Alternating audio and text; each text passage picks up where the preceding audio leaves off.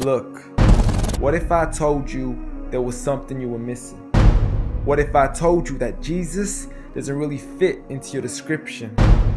What if I told you that follower of Christ doesn't automatically mean Christian, and just because you believe in faith doesn't mean Jesus didn't believe in submission and conviction? Listen, you say Jesus was God and that God had descended. We say Jesus was man, for Jesus was dependent.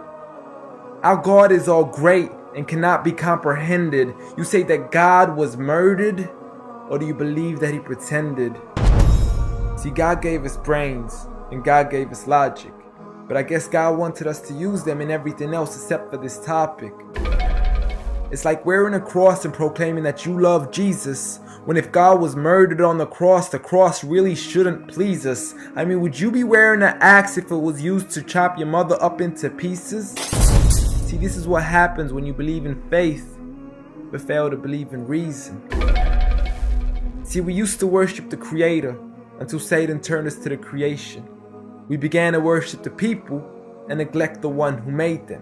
We began to believe that God had died, but how could a God even be created?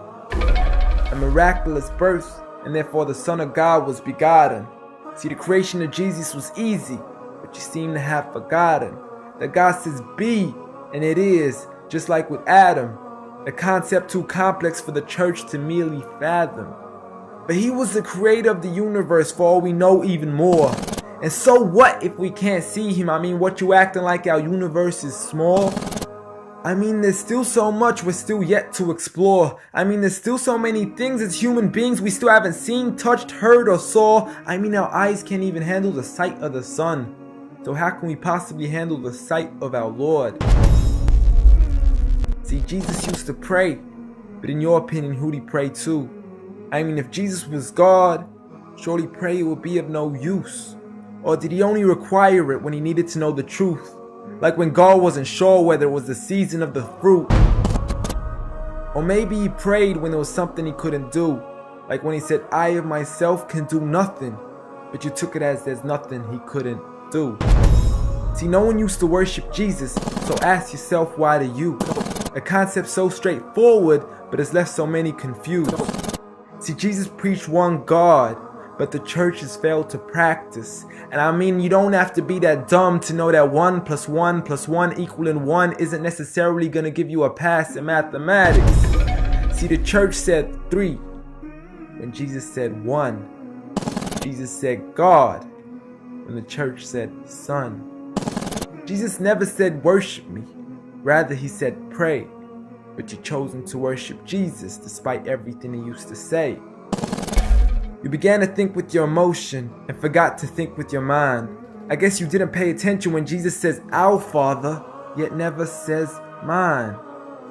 You claim to be a follower of Christ, yet you still choose to eat swine. And you call yourselves Christians, but in your churches you're busy drinking wine. And just to clarify, I do love Jesus. Matter of fact, I love him more than you. Because when Jesus said do something, I actually do. However, I'm not connected with the church nor with the Bible. See, I love Jesus as my prophet, but refuse to worship him as an idol, just like he wanted and proclaimed it as sin.